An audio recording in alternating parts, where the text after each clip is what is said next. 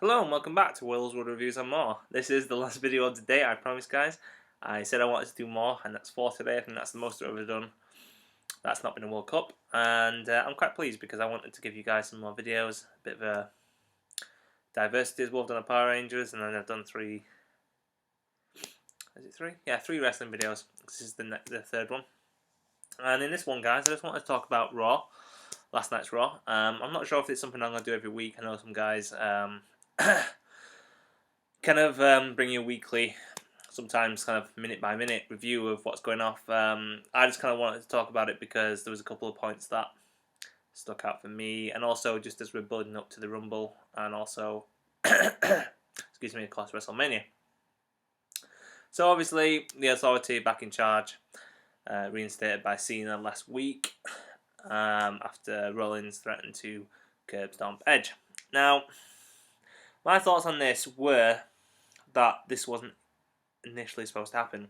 Well, I think the Authority were supposed to come back, but I think it wasn't supposed to be soon. Now, I heard rumours that the NWO were rumoured to be coming back, and then obviously Kevin Nash got into that whole scuffle with his son, which led to a temporary suspension of his contract. And obviously you can't have the NWO without Kevin Nash. So what my thoughts were originally is that last week would have been an NWO special of Raw. Hogan, Hall and Nash, possibly X-Pac, Big Show, whatever. Some others. I think it would have been the original 3 anyway. Would have took over for last week and maybe had a bit of a run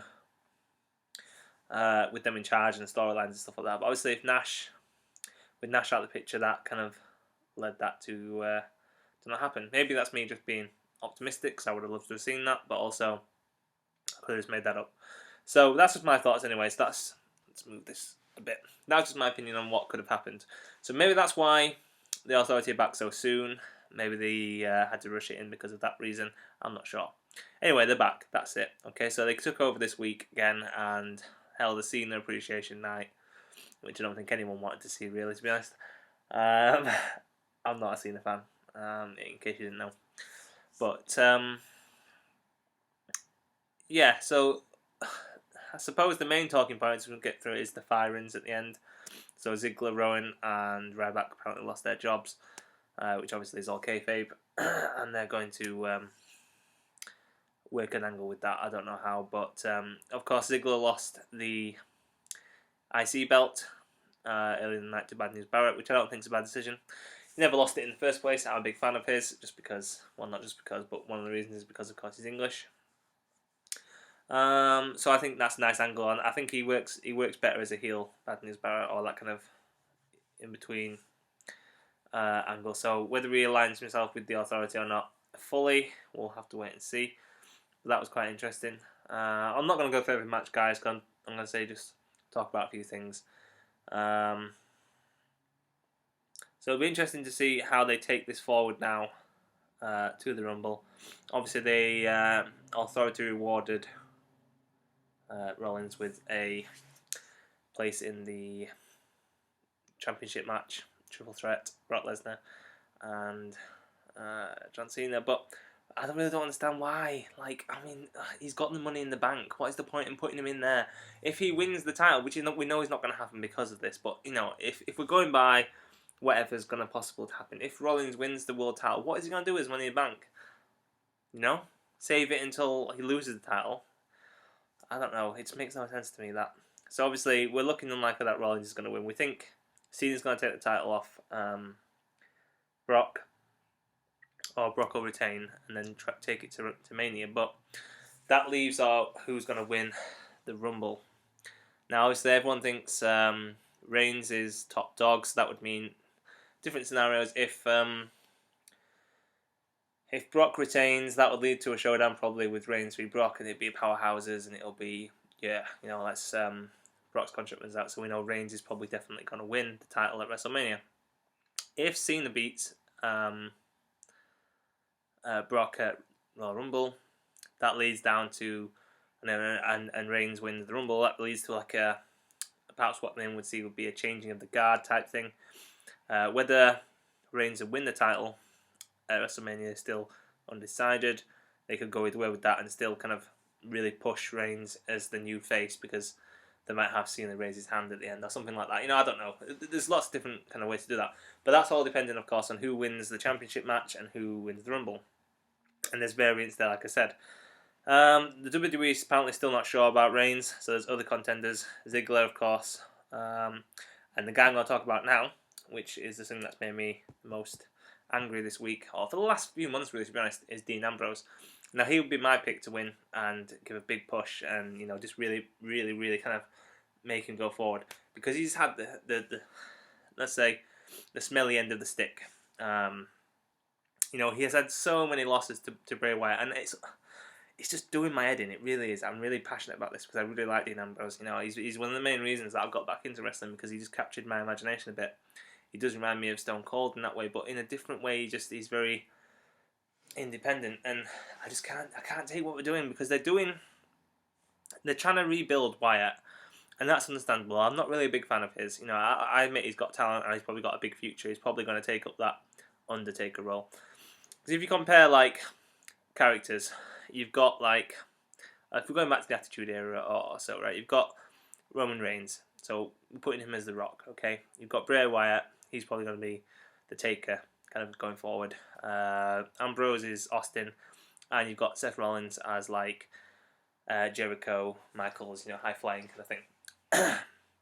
So we can understand with that, but they destroyed Wyatt's kind of confidence and being over with the fans with his poor matches against Cena and Jericho, yeah, and complete losses. So they're trying to build him up, but why build him up at the expense of Ambrose? I understand that they have to do it against someone who's credible, but they're damaging Ambrose to the state where he's going to be in the same position as Wyatt, and I really don't understand why they're doing that. In a way, it kind of reminds me of like Shawn Michaels, because he lost a lot, obviously, on his way to, you know, becoming the man in the business. I know in his book, he said at times he didn't think it was ever going to end. So maybe Ambrose needs to take some kind of heart from that, because, you know, obviously you look at Michaels being a big star, then Diesel comes along and he mentors Diesel, and then Diesel becomes the world champion before him, and, you know, he said himself he felt a little bit jealous, Michaels, but in the end, obviously, Michaels became the much bigger star, whether it's because Nash left everything. But the WWE are hesitant. They want that guy who stands out. And the one thing that makes me quite annoyed about this in terms of WWE is that they go for guys, you know, to be the face who perhaps first and foremost weren't interested in being wrestlers. You look at guys like Austin and Michaels, they're just two that stand out in my mind, whose books I've read coincidentally, and basically from a very, very early age, they wanted to be wrestlers. You know, they went to shows, they, trained from a really young age. That's all they wanted to be, wrestlers, kind of thing. And then you've got people like, I've lost my thread now, like Roman Reigns and Goldberg and whatever, people who perhaps wanted to be football players or whatever, or anything else. I still love those guys. I'm going through a massive Goldberg phase at the moment. I really, really enjoy watching him. He's so intense. Yeah, he's really cool. So don't get me wrong, I'm not slating these guys because I really love him, and I love Reigns too for what he brings. But what I don't like about them is that maybe wrestling wasn't their first career choice. You know, they've gone through another avenue. It's not worked out through injury or through, you know, lack of that peak talent you need to make it. And they've seen wrestling as a second kind of, well, we might as well become a wrestler now. And that's the only thing that bothers me a little bit. But like I said, don't get me wrong, I'm not criticising them because I really love them as wrestlers. And I think in the end, if you would ask them now, they would probably think, yeah, I'm glad I did it. So that's my only gripe. And like I say, I'm just really annoyed at the way they're treating Ambrose at the moment, because I don't want him to kind of get left behind. I don't want him to get pushed. You know, he's going to end up maybe being a Ziggler. And making that comeback in the end, hopefully. But, you know, if it was me, I don't know. I'd have Ambrose win the Rumble and maybe entering him into a triple threat for the title with Reigns. That'd be cool. I really wish. Imagine that. That'd be a really cool WrestleMania if you could have Rollins win the title at Rumble, either through, you know, clean or through Money in the Bank. Obviously, we've got is it Payback Fastlane in February. So he could also cash in his Money Bank in there. So then you have, I either Reigns or Ambrose win the Rumble, and then the other one inserted into the triple threat, and you'd have a triple threat of the Shield members for the title. That would be awesome. Oh, that is a good match. I want that to happen. I hope it happens. I don't think it will though. But that's what I would do. And like I said, I'm just concerned about how they're treating Ambrose. I don't want him to get too downtrodden about it, and because I really do think he's going to be a massive star. And I think they should go with it because he's probably the most over face at the moment, and they're really not kind of taking advantage of it, and it's a pain. There's that whole thing, well, you know, PG, even though they're trying to push us into that whole reality era now, as they're calling it, but and whether they can have someone who calls himself a lunatic, but you know, at the end of the day, they marketed that, so find another way, guys. You know, it's simple as. So like I said, I just hope that they can work it out better. Put an end to this rivalry as they'll want to do, because they'll want to put Wyatt against Undertaker at WrestleMania apparently. So get Ambrose on a winning streak before Mania definitely, and maybe that starts at the Rumble. Who knows? So that's my kind of little rant over, guys. Like I said, I don't think these will be like a weekly thing. It might just be as and when something strikes me. I had a lot to talk about today just because a lot of it had built up, but I hope you guys enjoyed it. You know, keep watching, liking, subscribing, and commenting. I hope to see you soon.